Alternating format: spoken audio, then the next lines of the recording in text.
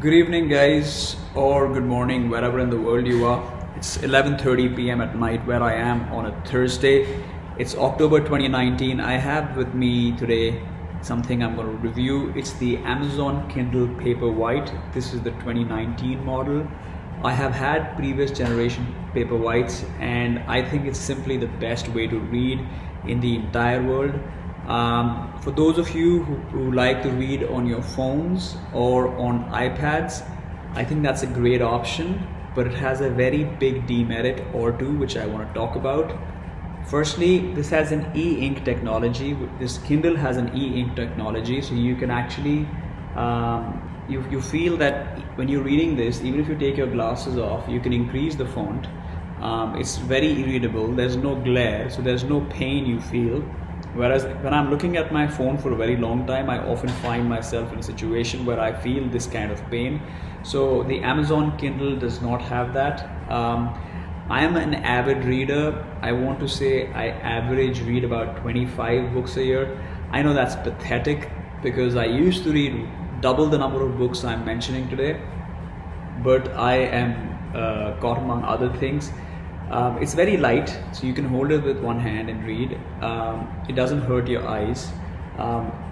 It costs quite a bit, but then you are doing a lot for the environment. I know this has some impact on the environment when we go ahead and buy it, but it's better than you having 25 or 35 books and stacking them up and keeping them all there. I don't see why you would do that.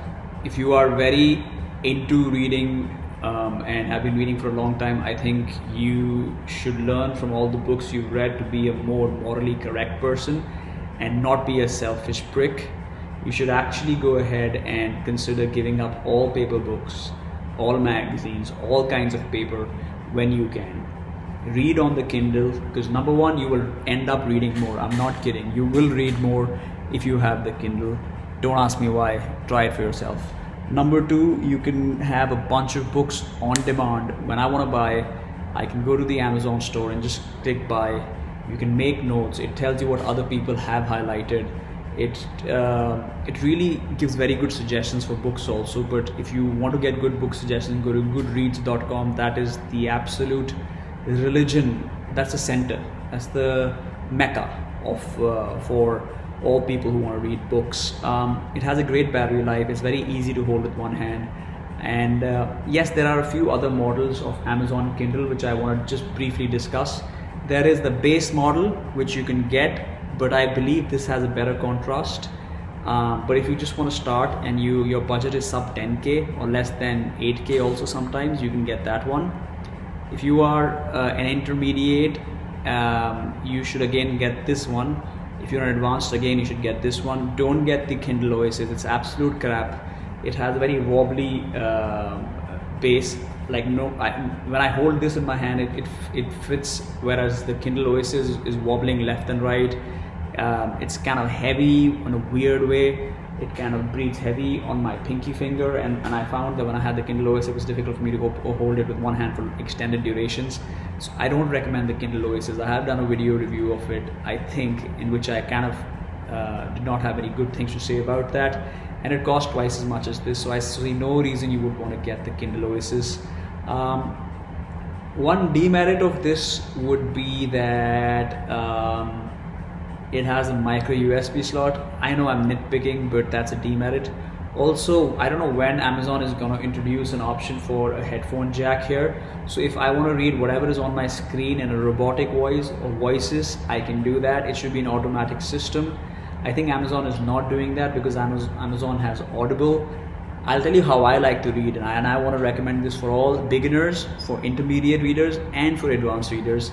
I suggest you download the Kindle app onto your cell phone. I suggest you download the Kindle app this obviously has a Kindle app, and you also get into Audible. So when I really want to get into a book, I just go all guns blazing. I don't like to actually miss out, especially if it's a good book. I want to read when I'm driving. I want to read when I'm at the gym. I want to read when I'm taking a walk.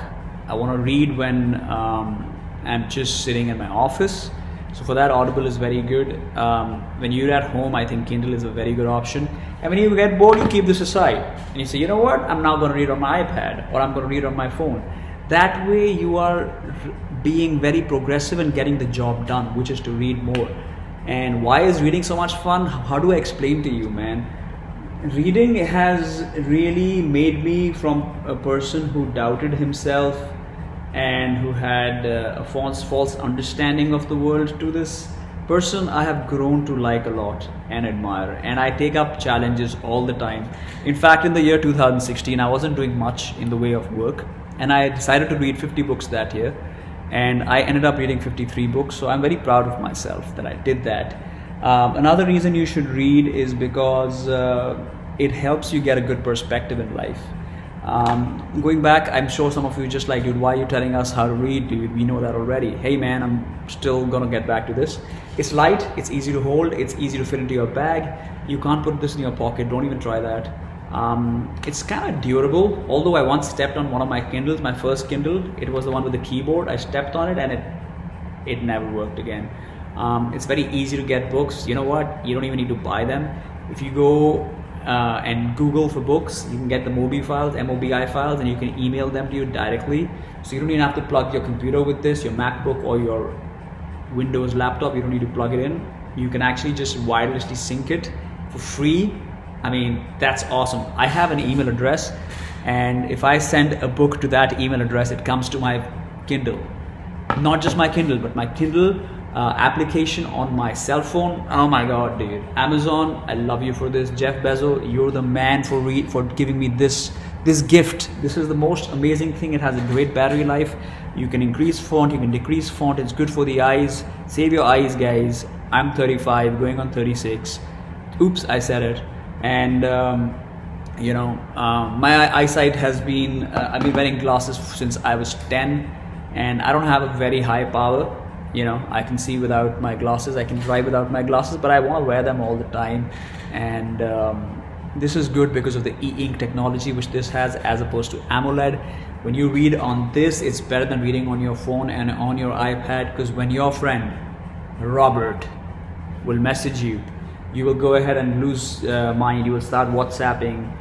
You can't read on your phone unless you're really focused, and it's that time of night when no one's going to call you or message you. You can't read on your phone. I think this is the best way forward. You should definitely consider reading only on the Kindle. I mean, getting a Kindle and reading on it, and getting a step ahead in life, man. Now, on a scale of 1 to 10, I think this costs about 10 or 11,000 rupees. Go buy it, man. Just buy it. Don't even eat food. Just go buy it. Like, take a loan, buy it. And what was I gonna say, man?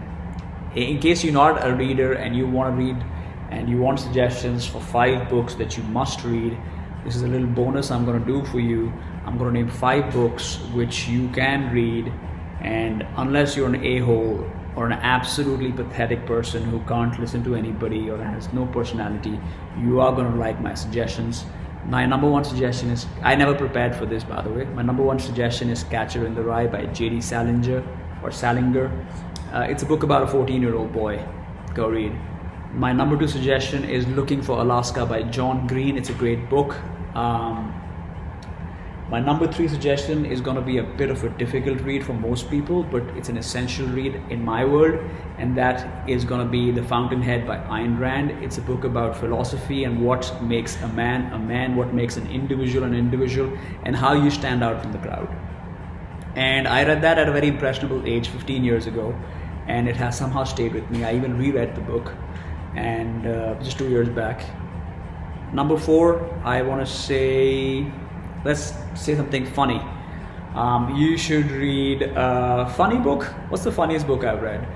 Okay, Man and Boy by Tony Parsons is a very funny book. Number 5, I want to recommend the last book before you go and before you hit the thumbs up button or the like button. I want to say the last book you should read is Misery by Stephen King. There's an author.